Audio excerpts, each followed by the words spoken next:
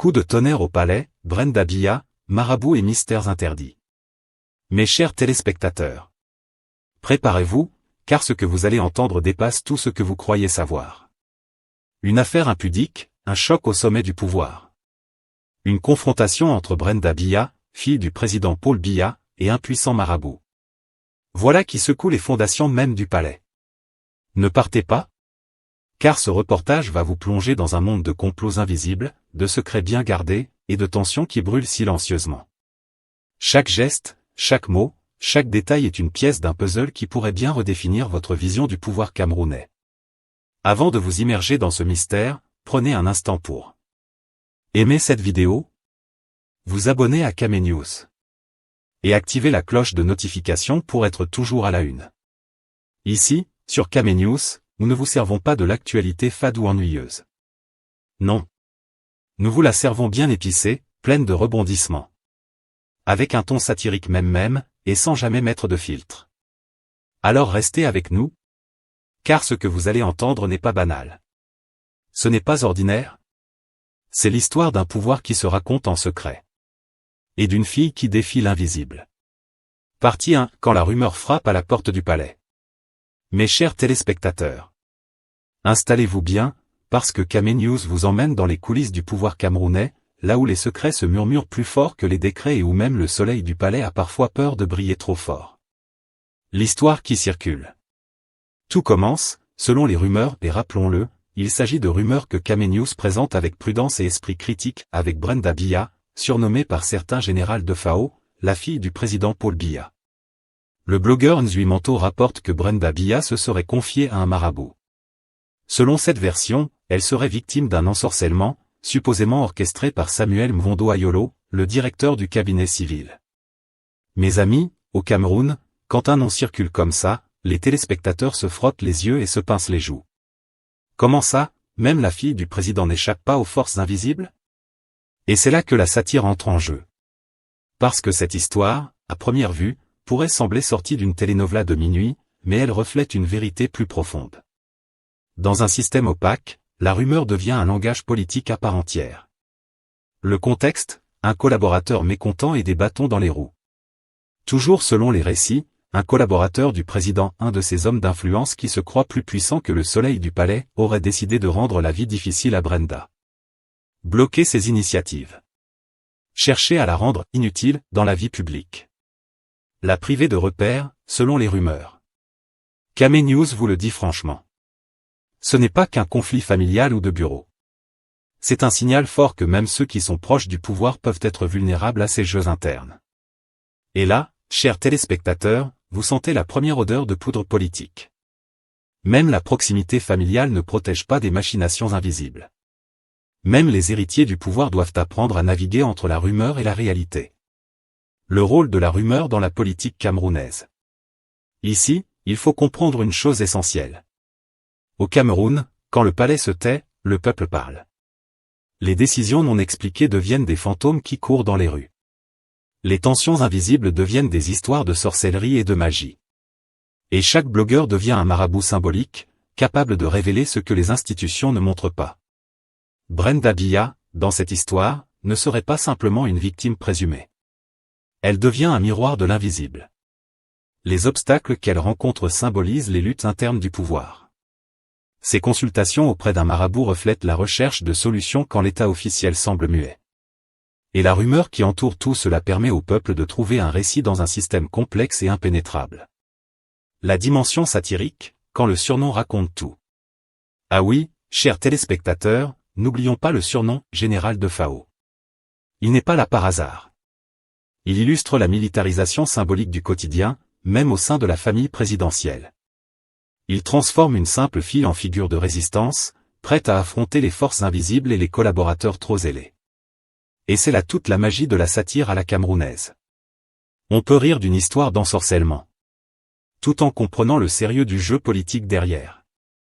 La morale de cette première partie. Mes amis, si vous retenez une chose de cette première partie.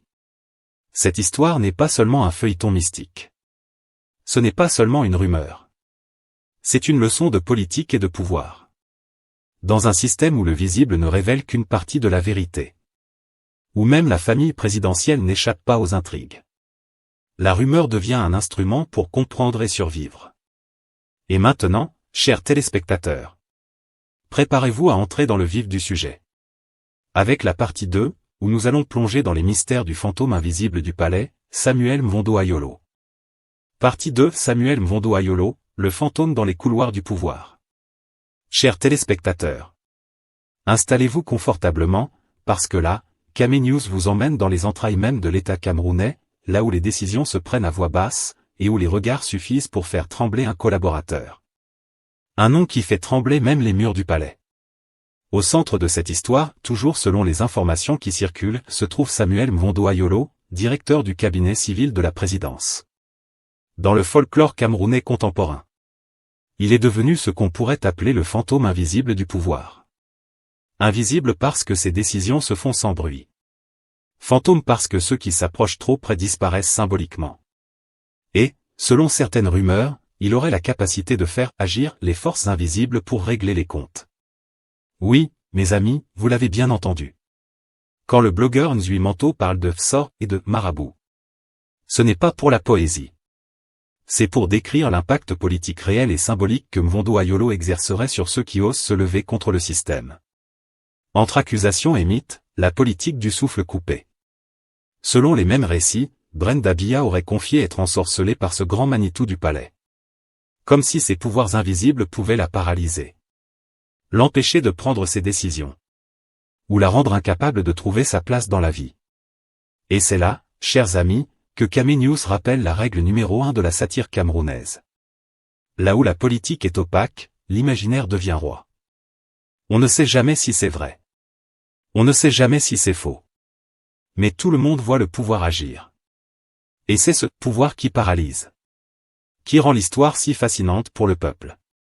Parce que la peur n'a pas besoin d'être prouvée pour être ressentie. Le rôle du marabout, un miroir du système. Dans ce récit, le marabout n'est pas seulement un homme de rituel. Il devient un symbole. Il représente les obstacles officieux. Les barrières invisibles à l'ascension sociale. Et surtout la médiation entre le visible et l'invisible, là où l'État n'ose plus agir publiquement. Le fait que Brenda Biya ait payé 900 € pour un rituel est moins important que ce que cela signifie. Même la fille du président doit négocier avec l'invisible? Même la proximité familiale ne protège pas de la complexité du pouvoir. Et surtout, même les puissants peuvent avoir peur de ceux qui sont derrière eux. Samuel Mvondo Ayolo, la puissance dans l'ombre. Alors pourquoi ce nom revient-il partout? Parce qu'au Cameroun, chers amis, la vraie puissance n'a pas besoin de se montrer. Elle décide des carrières. Elle influence les nominations. Elle déplace des montagnes, et parfois des esprits, selon les rumeurs. Et quand cette puissance se manifeste dans les récits de rumeurs, c'est souvent la seule façon pour le peuple de comprendre. Qui est fort? Qui peut tout? Et qui peut faire trembler même ceux qui pensent être intouchables? Une tension symbolique entre visible et invisible. Ce que raconte cette partie de l'histoire, ce n'est pas seulement un conflit entre deux personnes. C'est un conflit entre visible et invisible. D'un côté, les institutions, les ministères, les bureaux officiels. De l'autre, les réseaux, les symboles, les forces que personne n'ose nommer publiquement. Et quand Brenda Biya se tourne vers le marabout, elle ne fait pas qu'aller chercher une solution mystique. Elle montre que, dans un système où le pouvoir est opaque, les gens sont prêts à tout pour retrouver le contrôle sur leur vie. La satire, l'arme des faibles et des audacieux. Mes chers téléspectateurs, voilà pourquoi cette histoire prend des allures de feuilleton satirique.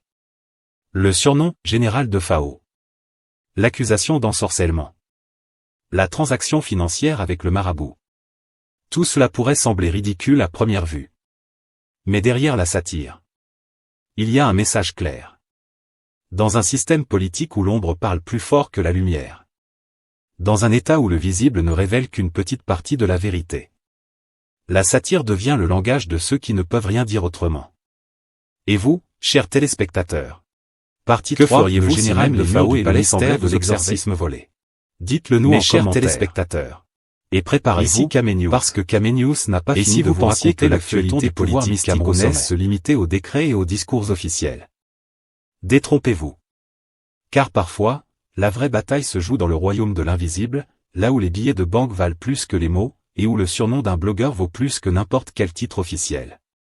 Quand la rumeur devient une saga. Selon les informations qui circulent, notre célèbre général de Fao, alias Brenda Biya, aurait pris son courage à deux mains, ou plutôt son portefeuille, pour aller rencontrer un marabout, et lui confier que Samuel Mvondo Ayolo, le directeur du cabinet civil, l'aurait ensorcelé, ou du moins, c'est ce qu'elle lui aurait dit. Et là, mes chers amis, vous commencez à comprendre pourquoi la politique camerounaise ressemble parfois à une télénovela de minuit. Sorciers, esprits, argent volé et surnoms qui font rire tout Douala. Le marabout, lui, comme tout professionnel sérieux, ou presque, aurait demandé 900 €, soit environ 590 000 francs CFA, pour procéder au rituel de désensorcellement. Camé News tient à rappeler que ces chiffres circulent sur les réseaux, et que personne ne peut confirmer leur exactitude. Mais déjà, on voit poindre l'ombre d'un classique camerounais. L'argent attire la ruse, même quand l'esprit est supposé protégé. Le coup à l'envers, quand le client devient le maître. Et maintenant, chers téléspectateurs, accrochez-vous. Après la séance, Général de Fao aurait fui avec l'argent du marabout. Oui, vous avez bien entendu. Le praticien mystique, censé la libérer des esprits maléfiques, se serait retrouvé victime d'un détournement à la camerounaise. Mais là où l'histoire devient encore plus croustillante, c'est dans la réponse de notre starlette politique. Mon père est plus sorcier que toi. Ah, mes amis, vous sentez la sauce satirique qui monte? Parce que le message est double. La puissance du père protège l'enfant. Même le marabout le plus sérieux ne peut rien contre la famille présidentielle. Ici, Camé News vous le dit clairement. La rumeur devient caricature, et la caricature devient satire politique. Le symbolisme derrière le surnom. Le surnom, Général de Fao, n'est pas là par hasard. Il raconte beaucoup de choses. L'image d'une fille qui mène ses batailles avec discipline militaire. L'idée qu'au sommet du pouvoir, même les enfants doivent se défendre. Et surtout, la perception que la hiérarchie familiale peut transformer un conflit ordinaire en guerre d'influence mystique. Dans cette saga, le marabout devient le symbole. Celui qui tente de mettre de l'ordre. Mais qui finit victime du système. C'est-à-dire de la puissance invisible d'un pouvoir familial et politique. Une leçon à la camerounaise même. Mes chers téléspectateurs. Ce qui se joue ici, ce n'est pas seulement un coup à l'envers contre un praticien mystique. Non. C'est une leçon de stratégie politique dans un état où le visible et l'invisible s'entrelacent. Le marabout représente les obstacles officieux. L'argent volé symbolise le pouvoir d'agir sans rendre de compte. Et le surnom, Général de Fao, illustre que, même dans la jeunesse, on doit apprendre à naviguer dans un monde où la loyauté et la peur coexistent. Au Cameroun, chers amis, cela s'appelle savoir manier la satire de l'existence. C'est-à-dire utiliser le ridicule pour survivre. Le symbolique pour se protéger. Et la rumeur pour garder l'avantage. Ce que cette histoire révèle sur le pouvoir. Enfin, mes chers téléspectateurs, la véritable morale derrière ce feuilleton mystique. La politique camerounaise ne se joue pas seulement au palais de l'unité. Même les familles présidentielles doivent apprendre à négocier avec l'invisible. Le pouvoir, au Cameroun, est un mélange de ruse, de stratégie et parfois, d'un soupçon de magie. Et si vous pensez que c'est ridicule, rappelez-vous. La satire est souvent le miroir le plus fidèle du réel. Surtout quand le réel devient trop sérieux pour être raconté en direct. Partie 4. Quand le pouvoir devient invisible et que la rumeur gouverne. Chers téléspectateurs, arrêtons-nous ici. Respirons un peu. Parce que le vrai cœur de cette affaire n'est pas le marabout. Ce n'est pas l'argent. Ce n'est même pas le surnom de Général de Fao. Le vrai sujet, c'est le pouvoir camerounais lui-même. Un pouvoir devenu si opaque. Si silencieux. Si verrouillé. Que même ceux qui vivent à l'intérieur finissent par ne plus comprendre ce qui leur arrive. Au Cameroun, quand une décision tombe sans explication, on parle de haut niveau. Quand quelqu'un chute sans raison visible, on parle de force. Quand un ascenseur social tombe en panne sans panneau, en maintenance, on parle de mains invisibles. Ce n'est pas de la superstition, chers téléspectateurs. C'est un symptôme politique. Un système où personne ne sait plus qui décide. Dans un état normal, on sait qui décide, qui exécute, qui rend compte. Mais dans notre Cameroun d'aujourd'hui, le pouvoir ressemble à une maison sans plan, où chaque pièce a son chef. Et chaque chef a son sorcier, son réseau. Résultat ? Même les proches du sommet finissent par se demander qui bloque quoi ? Qui a parlé ? Qui a mal parlé ? Qui a trop existé ? Alors quand une rumeur affirme qu'un haut responsable serait capable de neutraliser quelqu'un sans décret, beaucoup de Camerounais ne rient même pas. Ils disent simplement « Ah, donc c'est ça seulement ». Et ça, chers téléspectateurs, c'est grave. Quand la peur remplace la transparence. Dans un système sain, la peur vient de la loi. Mais dans un système flou, la peur vient de l'invisible. Invisible décision. Invisible sanction. Invisible disgrâce. Aujourd'hui, on peut être puissant le matin. Et devenir silencieux à vie le soir. Sans communiquer. Sans explication. Sans procès. Alors quand une histoire parle d'acharnement, de blocage existentiel, de sabotage symbolique, le peuple comprend. Même s'il doute. Même s'il se moque. Parce que le vécu collectif donne du crédit au récit. Pas parce que le récit est prouvé. La satire comme dernier refuge de la vérité. Ne vous trompez pas, chers téléspectateurs. Si cette affaire prend une forme aussi grotesque, aussi caricaturale, aussi mystico-satirique, c'est parce que la parole sérieuse n'a plus d'espace. Quand on ne peut plus questionner le pouvoir ouvertement, on le caricature. Quand on ne peut plus enquêter librement, on ironise. Quand on ne peut plus demander des comptes, on invente des métaphores. Le marabout, ici, ce n'est pas un marabout. C'est le symbole de l'impuissance institutionnelle. C'est le symbole d'un système où l'on cherche des solutions hors de l'État. Parce que l'État, lui, ne répond plus. Une élite qui se dévore en silence. Ce que cette affaire raconte aussi. C'est une chose que Kame News répète depuis longtemps. Le pouvoir camerounais est entré dans une phase d'autodévoration. Ce ne sont plus les opposants qui inquiètent le système. Ce sont les proches. Les collaborateurs. Les héritiers supposés. Les figures périphériques. Chacun surveille chacun. Chacun soupçonne chacun. Chacun protège son coup. Et quand la confiance disparaît, la rumeur devient une arme stratégique. On salit. On laisse courir. On ne dément pas. On regarde brûler. Pourquoi cette histoire choque autant? Ce n'est pas parce qu'elle est mystique. Ce n'est pas parce qu'elle est ridicule. Ce n'est même pas parce qu'elle touche la famille présidentielle. Elle choque parce qu'elle sonne plausible. Dans un pays où les carrières se brisent sans motif public, les silences sont plus éloquents que les discours. Et les puissants ne rendent jamais de compte.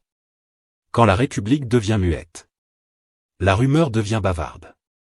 La vraie question que personne n'ose poser. Alors Kame News pose la seule question qui compte. Qui gouverne réellement le Cameroun aujourd'hui? Est-ce l'institution? Est-ce les réseaux? Est-ce les hommes visibles? Ou est-ce les mécanismes invisibles du maintien du pouvoir? Tant que cette question restera sans réponse claire, les Camerounais continueront à expliquer la politique. Avec des proverbes, des métaphores, et parfois, des marabouts. Voilà, chers téléspectateurs, la vraie lecture de cette affaire. Pas le folklore. Pas la rumeur brute. Mais le malaise profond d'un système à bout de souffle. Où même les plus proches du sommet ne savent plus sur quel pied danser. Et ça, ce n'est plus de la satire. C'est un signal d'alarme. Conclusion, et maintenant, à vous de juger.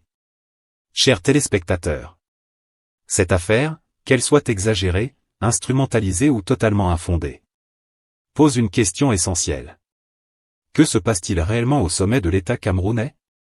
Les conflits de pouvoir ont-ils atteint un niveau tel qu'ils se racontent désormais en termes mystiques? Ou assistons-nous à une guerre de récits? Où la rumeur devient une arme politique redoutable? Dites-nous en commentaire ce que vous en pensez. Aimez cette vidéo si vous pensez que Kame News doit continuer à creuser là où ça dérange. Abonnez-vous à Kame News. Parce qu'ici, on ne vous sert pas la rumeur brute. On vous la démonte pièce par pièce. À très bientôt pour un nouveau décryptage. Ici, c'était Kame News. L'info sans envoûtement, mais avec lucidité.